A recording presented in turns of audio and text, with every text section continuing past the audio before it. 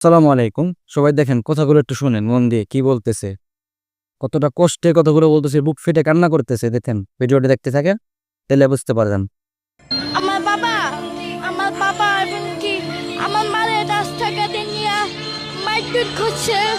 এই কারণে আমার বাবা গেছে গা। আমার মারে ফেলে ঠিক গেছে গা। তখন ছোট ছোট আসছিলাম, তখন ভিক্ষা করছি, ভিক্ষা করে তারপরে খাইছি। আমার বাবা বিয়ে করছে, মানে জায়গায় জায়গায় বিয়ে করে, তো জায়গায় জায়গায় বিয়ে করে, এই কারণে আমার মা ছাইড়া দিছে।